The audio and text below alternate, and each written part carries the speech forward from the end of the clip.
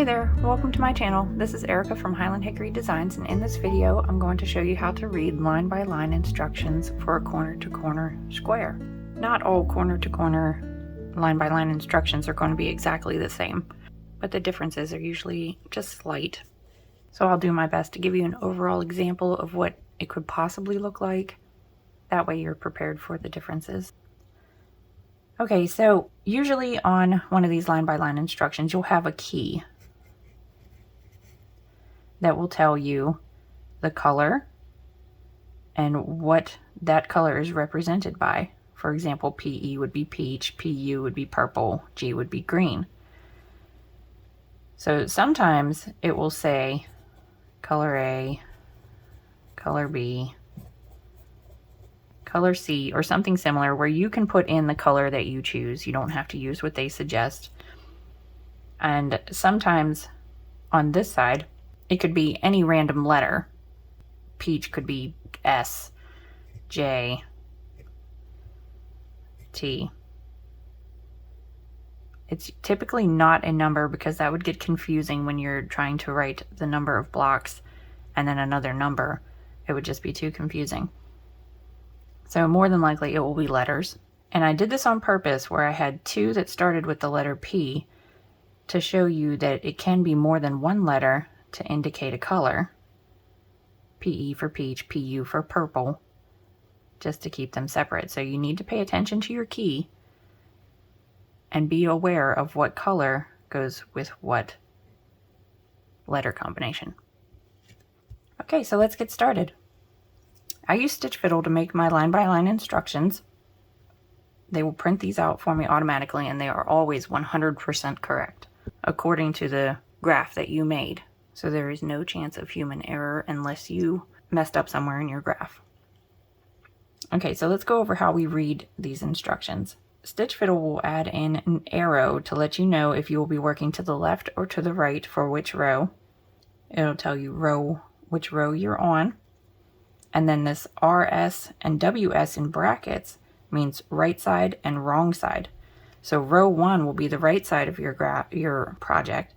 And then row 2 would be the wrong side when you flipped it over. Row 3 would be the right side. So it just indicates which side you'll be working on. Row 1 has one PU, and we know that PU is purple. So that is one purple block.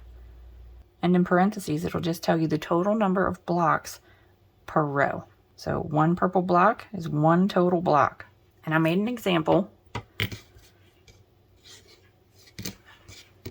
that goes all the way up to row 7. And in row 1, we have one sticking. And in row 1, we have one purple block. Row 2, now we're going to be working to the right. And where you have, this will be, you would flip it over, it'd be the wrong side. You would have two purple blocks, total of 2 blocks. Now it doesn't always have the total of blocks. It's not necessary, but I like to add it in case it's helpful for anyone.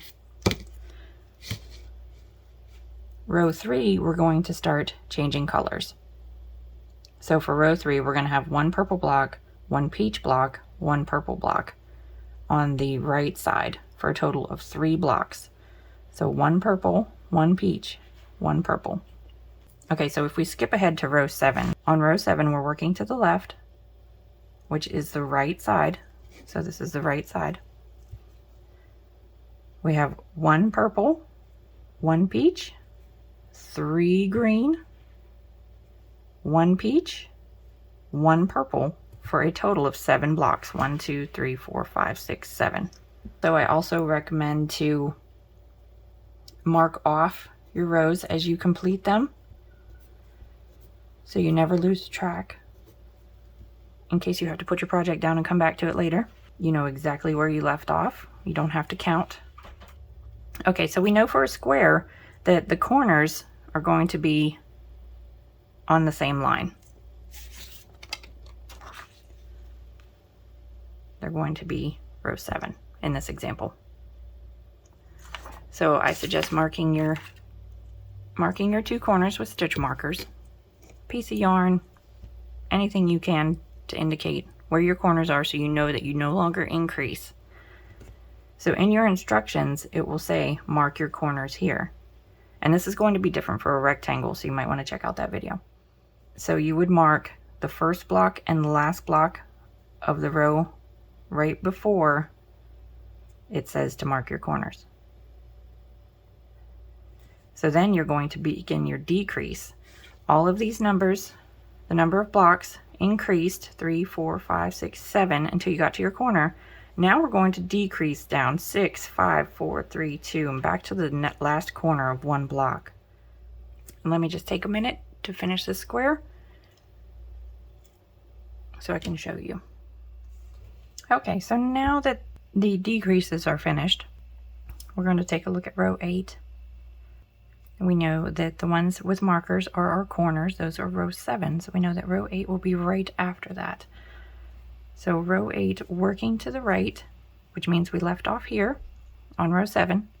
Row 8 would be 1 purple, 1 peach, 2 greens, 1 peach, 1 purple. And we don't continue on because this is the corner, we know to stop. So we have 6 blocks total. Row 9 would be working back the other direction.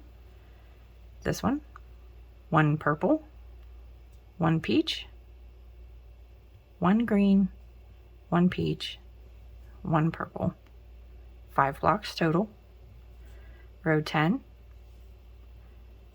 1 purple, 2 peach, 1 purple for 4 blocks. Row 11, 1 purple, 1 peach, 1 purple for 3 blocks. Row 12, 2 purple. Row 13, 1 purple. And that's it. If you have any questions on anything else you've seen in other people's interpretation of line by line instructions, go ahead and put your questions down in the comments below. I hope you've enjoyed this video. Please give it a like, share, and subscribe. It really helps out this channel. Thank you so much for watching, and have a great day. Bye.